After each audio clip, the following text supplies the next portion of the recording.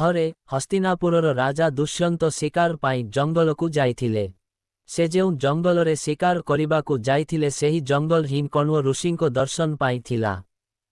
ରାଜା ଦୁଷ୍ୟନ୍ତ ତାଙ୍କ ଆଶ୍ରମକୁ ଋଷିଙ୍କ ଦର୍ଶନ ପାଇଁ ଯାଇଥିଲେ। ଡାକ ପକାଇବା ମାତ୍ରେ ଆଶ୍ରମରୁ ଜଣେ ଅତି ସୁନ୍ଦରୀ ଝିଅ ବାହାରି ଆସି କହିଲେ, ହେ ମହାରାଜ, ମହର୍ଷି ତୀର୍ଥଯାତ୍ରାରେ ଯାଇଛନ୍ତି, କିନ୍ତୁ ଆପଣଙ୍କୁ ଏହି ଆଶ୍ରମକୁ ସ୍ୱାଗତ। ସେହି ଝିଅଟିକୁ ଦେଖି ରାଜା ଦୁଷ୍ୟନ୍ତ ପଚାରିଲେ, କନ୍ୟା, ତୁମେ କିଏ? ଝିଅଟି କହିଲା, ମୋ ନାମ ଶକୁନ୍ତଳା ଏବଂ ମୁଁ କଣ୍ୱ ଋଷିଙ୍କ ଝିଅ। ସେହି ଝିଅଟିର କଥା ଶୁଣି ରାଜା ଦୁଷ୍ୟନ୍ତ ଆଶ୍ଚର୍ଯ୍ୟ ହୋଇ କହିଲେ, ମହର୍ଷି ଜୀବନବ୍ୟାପୀ ବ୍ରହ୍ମଚାରୀ, ତେବେ ତୁମେ ତାଙ୍କର ଝିଅ କିପରି? ତାଙ୍କ ପ୍ରଶ୍ନର ଉତ୍ତରରେ ଶକୁନ୍ତଳା କହିଲେ, ପ୍ରକୃତରେ ମୋର ପିତାମାତା ମେନକା ଏବଂ ବିଶ୍ୱାମିତ୍ର। ମୋର ଜନ୍ମ ହେବା ମାତ୍ରେ ମୋ ମାତା ମୋତେ ଜଙ୍ଗଲରେ ଛାଡ଼ି ଦେଇଥିଲେ, ଯେଉଁଠାରେ ଶକୁନ୍ତଳା ନାମକ ଏକ ପକ୍ଷୀ ମୋତେ ସୁରକ୍ଷା ଦେଇଥିଲା। ସେଥିପାଇଁ ମୋର ନାମ ଶକୁନ୍ତଳା ରଖାଗଲା। ଏହାପରେ କଣ୍ୱ ଋଷି ମୋତେ ଦେଖି ତାଙ୍କ ଆଶ୍ରମକୁ ଆଣିଲେ। ସେ ମୋତେ ଲାଳନ ପାଳନ କଲେ। ଯିଏ ଜନ୍ମ ଦିଅନ୍ତି, ଯିଏ ପୋଷଣ କରନ୍ତି ଏବଂ ଯିଏ ଖାଦ୍ୟ ଦିଅନ୍ତି, ତିନି ଜଣଙ୍କୁ ପିତା କୁହାଯାଏ। ଏହିପରି କଣ୍ୱ ଋଷି ମୋର ପିତା ହେଲେ।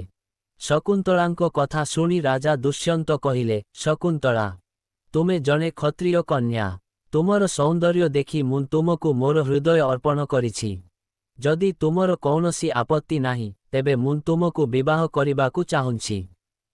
ଶକୁନ୍ତଳା ମଧ୍ୟ ରାଜା ଦୁଷ୍ୟନ୍ତଙ୍କ ପ୍ରତି ଆକର୍ଷିତ ହୋଇଥିଲେ, ତେଣୁ ସେ ତାଙ୍କର ସମ୍ମତି ପ୍ରଦାନ କଲେ। ଉଭୟଙ୍କ ମଧ୍ୟରେ ଗନ୍ଧର୍ବ ବିବାହ ହୋଇଥିଲା। ମହାରାଜ ଦୁଷ୍ୟନ୍ତ ଶକୁନ୍ତଳାଙ୍କ ସହିତ କିଛି ସମୟ ଜଙ୍ଗଲରେ ବିତାଇଲେ, ଶକୁନ୍ତଳାଙ୍କ ସହିତ ବୁଲି ବୁଲି। ତା ପରେ ଗୋଟିଏ ଦିନ ସେ ଶକୁନ୍ତଳାଙ୍କୁ କହିଲେ, ମୋର ପ୍ରିୟ, ଏବେ ମୋତେ ମୋର ରାଜକୀୟ କର୍ତ୍ତବ୍ୟ ଦେଖାଶୁଣା କରିବା ପାଇଁ ହସ୍ତିନାପୁର ଯିବାକୁ ପଡ଼ିବ। ମହର୍ଷି କଣ୍ୱ ତାଙ୍କ ତୀର୍ଥଯାତ୍ରାରୁ ଫେରି ଆସିଲେ, ମୁଁ ତୁମକୁ ଏଠାରୁ ବିଦାୟ ଦେଇ ମୋ ପ୍ରାସାଦକୁ ନେଇଯିବି। ଏହା କହି ରାଜା ଶକୁନ୍ତଳାଙ୍କୁ ତାଙ୍କ ପ୍ରେମର ପ୍ରତୀକ ସ୍ୱରୂପ ତାଙ୍କର ସୁନା ମୁଦି ଦେଲେ ଏବଂ ହସ୍ତିନାପୁରକୁ ଚାଲିଗଲେ। ଗୋଟିଏ ଦିନ ଋଷି ଦୁର୍ବାସା ତାଙ୍କ ଆଶ୍ରମକୁ ଆସିଲେ।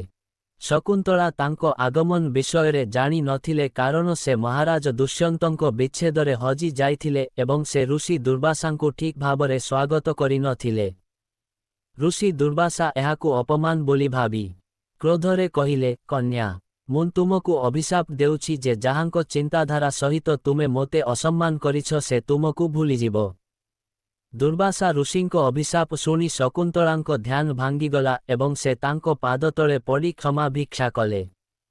ଶକୁନ୍ତଳାଙ୍କ କ୍ଷମା ପ୍ରାର୍ଥନାରେ ପ୍ରଭାବିତ ହୋଇ ଦୁର୍ବାସା ଋଷି କହିଲେ, ଠିକ୍ ଅଛି, ଯଦି ତୁମର ତାଙ୍କର କୌଣସି ପ୍ରେମର ଚିହ୍ନ ଅଛି, ତେବେ ସେହି ଚିହ୍ନ ଦେଖି ସେ ତୁମକୁ ମନେ ପକାଇବେ। ରାଜା ଦୁଷ୍ୟନ୍ତଙ୍କ ସହ ସମ୍ପର୍କରୁ ଶକୁନ୍ତଳା ଗର୍ଭବତୀ ହୋଇଥିଲେ। କିଛି ସମୟ ପରେ ଯେତେବେଳେ କଣ୍ୱ ଋଷି ତୀର୍ଥଯାତ୍ରାରୁ ଫେରିଲେ, ଶକୁନ୍ତଳା ତାଙ୍କୁ ରାଜା ଦୁଷ୍ୟନ୍ତଙ୍କ ସହ ତାଙ୍କର ଗନ୍ଧର୍ବ ବିବାହ ବିଷୟରେ କହିଥିଲେ। ଏହା ଉପରେ ମହର୍ଷି କଣ୍ୱ କହିଥିଲେ, କନ୍ୟା, ଜଣେ ବିବାହିତ ଝିଅ ପାଇଁ ତାଙ୍କ ପିତାଙ୍କ ଘରେ ରହିବା ଉଚିତ ନୁହେଁ। ଏବେ ତୁମ ସ୍ୱାମୀଙ୍କ ଘର ତୁମର ଘର। ଏହା କହି ମହର୍ଷି ତାଙ୍କ ଶିଷ୍ୟମାନଙ୍କ ସହିତ ଶକୁନ୍ତଳାଙ୍କୁ ହସ୍ତିନାପୁର ପଠାଇଥିଲେ। ବାଟରେ ଏକ ହ୍ରଦରୁ ଏକ ଧୂଳି ପିଉଥିବା ସମୟରେ ରାଜା ଦୁଷ୍ୟନ୍ତଙ୍କ ଦ୍ୱାରା ପ୍ରଦତ୍ତ ପ୍ରେମର ପ୍ରତୀକ ଶକୁନ୍ତଳାଙ୍କ ମୁଦି ହ୍ରଦରେ ପଡ଼ିଗଲା। ଏକ ମାଛ ସେହି ମୁଦିକୁ ଗିଳିଦେଲା। ରାଜା ଦୁଷ୍ୟନ୍ତଙ୍କ ପାଖରେ ପହଞ୍ଚିବା ପରେ କଣ୍ୱ ଋଷିଙ୍କ ଶିଷ୍ୟମାନେ ଶକୁନ୍ତଳାଙ୍କୁ ତାଙ୍କ ସମ୍ମୁଖରେ ଠିଆ କରାଇ କହିଲେ, ମହାରାଜ, ଶକୁନ୍ତଳା ଆପଣଙ୍କ ସ୍ତ୍ରୀ, ଆପଣ ତାଙ୍କୁ ଗ୍ରହଣ କରିବା ଉଚିତ। ଦୁର୍ବାସା ଋଷିଙ୍କ ଅଭିଶାପ ଯୋଗୁଁ ରାଜା ଶକୁନ୍ତଳାଙ୍କୁ ଭୁଲି ଯାଇଥିଲେ, ତେଣୁ ସେମାନେ ଶକୁନ୍ତଳାଙ୍କୁ ଗ୍ରହଣ କଲେ ନାହିଁ ଏବଂ ତାଙ୍କୁ ବେଶ୍ୟା ବୋଲି ଅଭିଯୋଗ କରିବାକୁ ଲାଗିଲେ। ଶକୁନ୍ତଳାଙ୍କୁ ଅପମାନିତ କରିବା ମାତ୍ରେ ଆକାଶରେ ଏକ ପ୍ରବଳ ବିଜୁଳି ଆସିଲା ଏବଂ ସମସ୍ତଙ୍କ ସମ୍ମୁଖରେ ତାଙ୍କ ମାତା ମେନକା ତାଙ୍କୁ ନେଇଗଲେ। ଯେଉଁ ମାଛଟି ଶକୁନ୍ତଳାଙ୍କ ମୁଦିକୁ ଗିଳି ଦେଇଥିଲା, ତାହା ଦିନେ ଜଣେ ମତ୍ସ୍ୟଜୀବୀଙ୍କ ଜାଲରେ ପଶିଗଲା। ମତ୍ସ୍ୟଜୀବୀ ଏହାକୁ କାଟିବା ପରେ ତାଙ୍କ ପେଟରୁ ମୁଦିଟି ବାହାରି ଆସିଲା। ମତ୍ସ୍ୟଜୀବୀ ସେହି ମୁଦିଟିକୁ ରାଜା ଦୁଷ୍ୟନ୍ତଙ୍କ ନିକଟକୁ ଉପହାର ସ୍ୱରୂପ ପଠାଇଲେ। ମୁଦିଟି ଦେଖି ରାଜା ଶକୁନ୍ତଳାଙ୍କୁ ମନେ ପକାଇଲେ ଏବଂ ସେ ତାଙ୍କ କାର୍ଯ୍ୟ ପାଇଁ ଅନୁତାପ କରିବାକୁ ଲାଗିଲେ। ରାଜା ଶକୁନ୍ତଳାଙ୍କୁ ବହୁତ ଖୋଜାଖୋଜି କଲେ କିନ୍ତୁ ତାଙ୍କୁ ପାଇଲେ ନାହିଁ। ଏହା ସଫଳ ହେଲା ନାହିଁ। କିଛି ଦିନ ପରେ ଦେବରାଜ ଇନ୍ଦ୍ରଙ୍କଠାରୁ ନିମନ୍ତ୍ରଣ ପାଇ ମହାରାଜ ଦୁଷ୍ୟନ୍ତ ଦେବାସୁର ଯୁଦ୍ଧରେ ତାଙ୍କୁ ସାହାଯ୍ୟ କରିବା ପାଇଁ ଇନ୍ଦ୍ରଙ୍କ ନଗରୀ ଅମରାବତୀକୁ ଗଲେ। ଯୁଦ୍ଧ ଜିତିବା ପରେ ଯେତେବେଳେ ସେ ବିମାନ ପଥ ଦେଇ ହସ୍ତିନାପୁର ଫେରୁଥିଲେ, ସେ ରାସ୍ତାରେ କଶ୍ୟପ ଋଷିଙ୍କ ଆଶ୍ରମ ଦେଖିଲେ। ସେ ତାଙ୍କ ଦର୍ଶନ ପାଇଁ ସେଠାରେ ଅଟକିଗଲେ। ଆଶ୍ରମରେ ଏକ ସୁନ୍ଦର ବାଳକ ଏକ ଭୟଙ୍କର ସିଂହ ସହିତ ଖେଳୁଥିଲା। ମେନକା ଶକୁନ୍ତଳାଙ୍କୁ କଶ୍ୟପ ଋଷିଙ୍କ ପାଖକୁ ଆଣିଥିଲେ ଏବଂ ତାଙ୍କୁ ସେଠାରେ ଛାଡ଼ି ଦେଇଥିଲେ ଏବଂ ସେହି ବାଳକଟି ଶକୁନ୍ତଳାଙ୍କ ପୁଅ ଥିଲା। ସେହି ବାଳକଟିକୁ ଦେଖି ମହାରାଜଙ୍କ ହୃଦୟ ପ୍ରେମରେ ପୂର୍ଣ୍ଣ ହୋଇଗଲା। ଯେତେବେଳେ ସେ ତାଙ୍କୁ କୋଳକୁ ନେବାକୁ ଆଗକୁ ବଢ଼ିଲେ, ଶକୁନ୍ତଳାଙ୍କ ବନ୍ଧୁ ଚିତ୍କାର କରି କହିଲେ, ହେ ମହାରାଜ!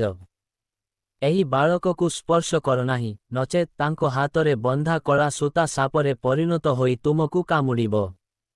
ଏହା ଶୁଣିବା ପରେ ମଧ୍ୟ ଦୁଷ୍ୟନ୍ତ ନିଜକୁ ରୋକି ପାରିଲେ ନାହିଁ ଏବଂ ପିଲାଟିକୁ ନିଜ କୋଳକୁ ନେଇଗଲେ। ଏବେ ବନ୍ଧୁ ଆଶ୍ଚର୍ଯ୍ୟ ହୋଇ ଦେଖିଲେ ଯେ ପିଲାଟିର ହାତରେ ବନ୍ଧା ହୋଇଥିବା କଳା ସୂତାଟି ତଳେ ପଡ଼ିଯାଇଛି। ବନ୍ଧୁ ଜାଣିଥିଲେ ଯେ ଯେତେବେଳେ ବାପା ପିଲାଟିକୁ କୋଳକୁ ନେବେ, ସେହି କଳା ସୂତା ତଳେ ପଡ଼ିଯିବ।